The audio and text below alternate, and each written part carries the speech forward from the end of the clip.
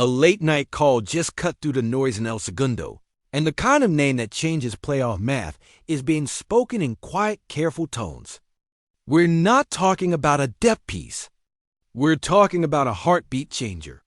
One move that could slam the window open for a title sprint or slam it shut on a kid everyone believes could be the future. If this goes anywhere, it shifts how the West guards us on day one. If it doesn't, it still reveals exactly how the front office thinks about right now versus tomorrow. Here's the part nobody's ready to hear.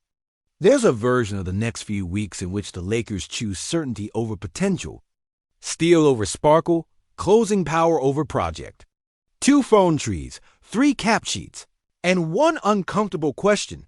How far are you willing to go when you've got LeBron James and Anthony Davis healthy and hungry? Tonight isn't about a rumor for clicks.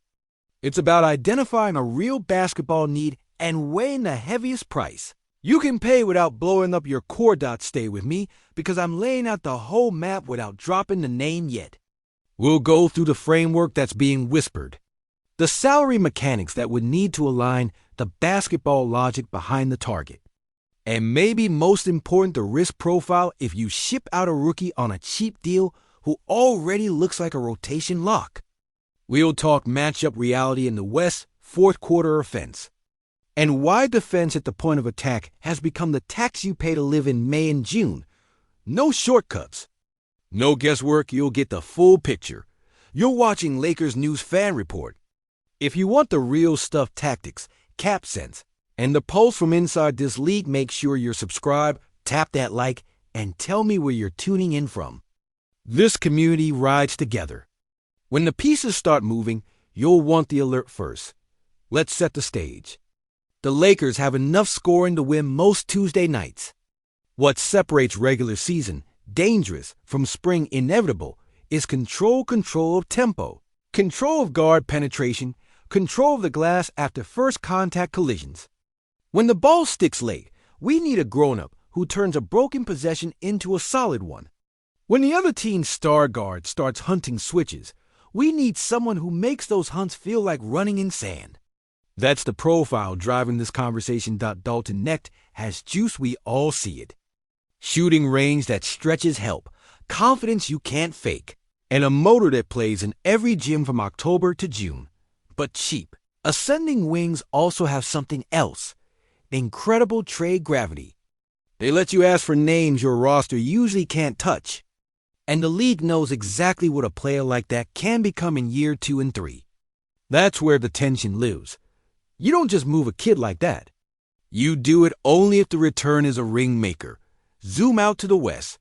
If you want to beat the monsters in our bracket, you need a guard who can live on an island defensively without help collapsing every time, who doesn't panic with the ball when the pace slows, who understands endgame math and doesn't take possessions off. That kind of player is expensive in salary and in assets, and he's usually stapled to a contender because contenders don't donate winning habits. If one even becomes theoretically available, phones melt. Now the mechanics. Any big swing has to satisfy new CBA apron rules, matching ranges, and draft pick constraints. Translation: there's no one-for-one fairy tale.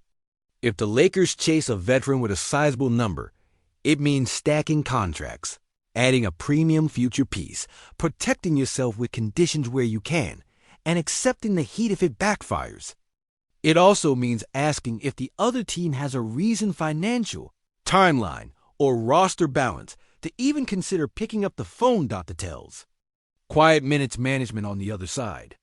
A front office leaking interest in wing youth and cost control. Your own scouts clustering around certain games. It doesn't confirm anything. It just means there's smoke in a room where actual decisions get made. The league lives on this hum. Most of it fizzles. Some of it changes banners. Here's the reveal you came for. The scenario being discussed strongly, not officially, is the Lakers exploring a package centered on Dalton Knecht to acquire Jrue Holiday. Not a done deal, not agreed, but a live, logic-backed speculation that has reached the how would it work stage rather than the what if stage. It's the very definition of now versus next, a proven closer and defensive tone setter for a rookie with timeline, touch, and team-friendly years. Why Drew? Because playoff basketball starts with the ball handler in front of you. Holiday shrinks driving angles and shrinks airspace. He turns stars into strugglers for 6 possessions that decide series. On offense, he doesn't need the ball every trip, but when he has it, the decisions are clean hit the pocket, bury the catch and shoot, get to that strong shoulder bully drive when the clock bleeds. Put him beside LeBron in a D, and your late-game shot diet gets healthier in 2 ways. Fewer emergency heaves, more organized advantages. This is where it hurts.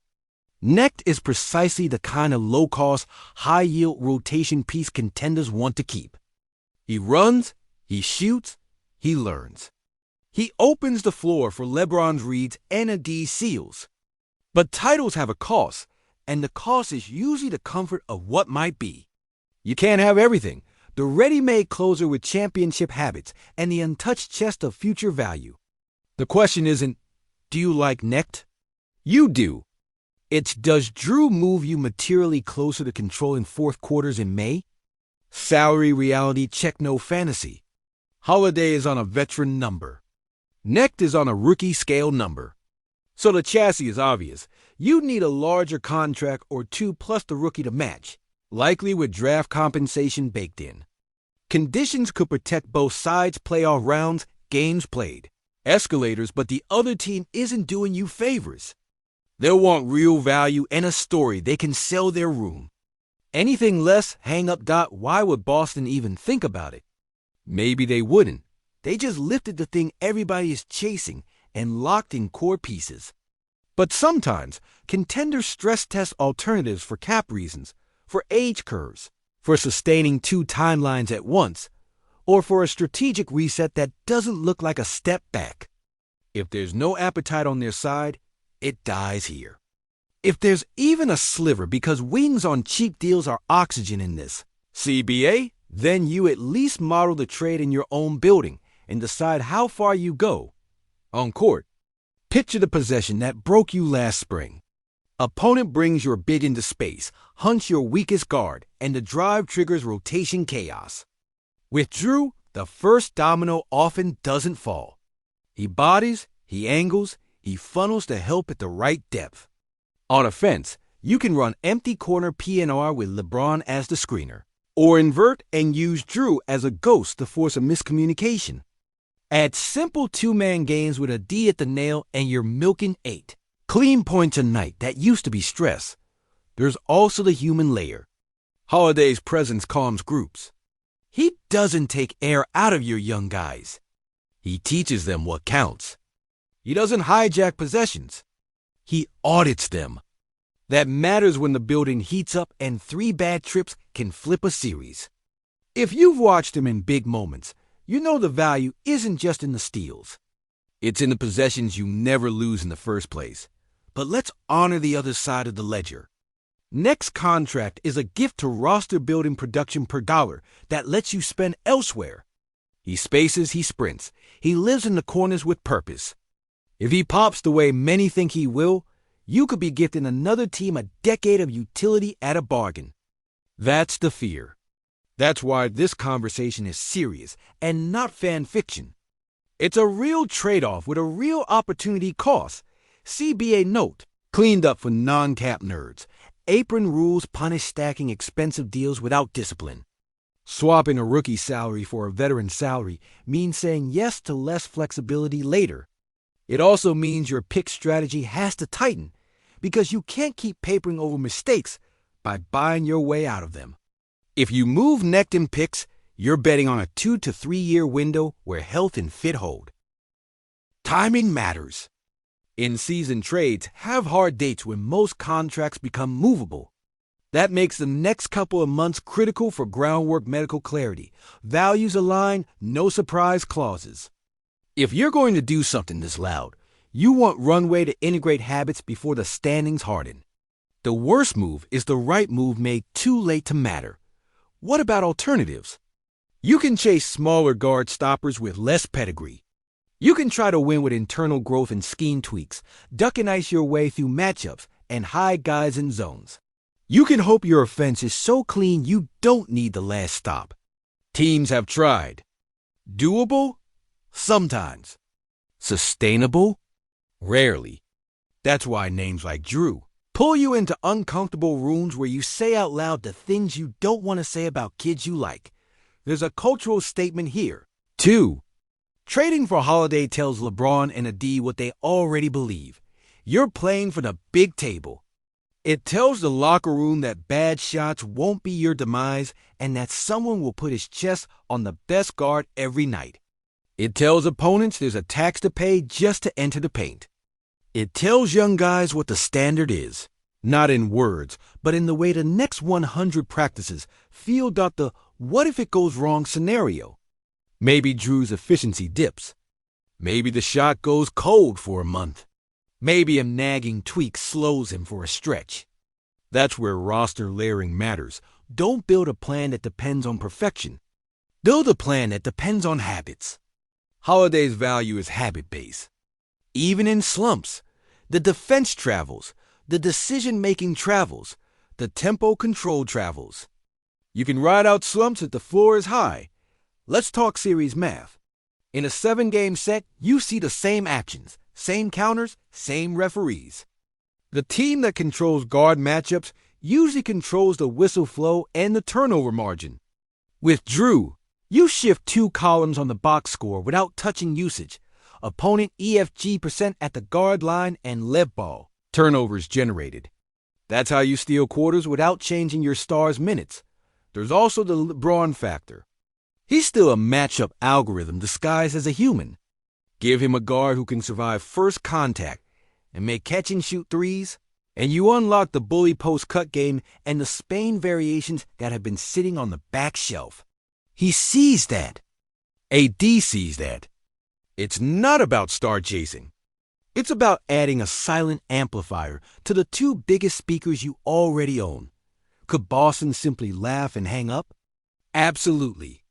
That's why we call this a strong speculation, not a confirmation. It takes 2 to dance and a cap table to clap.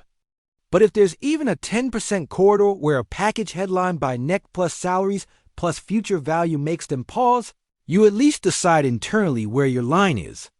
Walk away if it crosses it. Sprint if it DOESN single quotes T. So where do I land? Put a pin in that I want to hear you first. If the price is neck plus matching money and a protected pick that can step up with success triggers, are you in or out? Would you rather keep the rookie and chase a cheaper defender? Do you fear losing cost control more than you crave late-game calm? Drop your blueprint in the comments, the exact offer you'd send, and where you'd stop. Here's my take, and it's my opinion only. I would do it if and only if the pick protections are real and the medicals are spotless. Holiday next to LeBron and AD vaults this team's fourth quarter floor to a place where every close game leans our way. Neck could be very good for a long time. I respect that. But the shot at adding a ring gray closer and perimeter shield is rare. This is speculation, not confirmation, but it's worthy speculation. If the corridor opens and the terms are sane, I'd walk through it.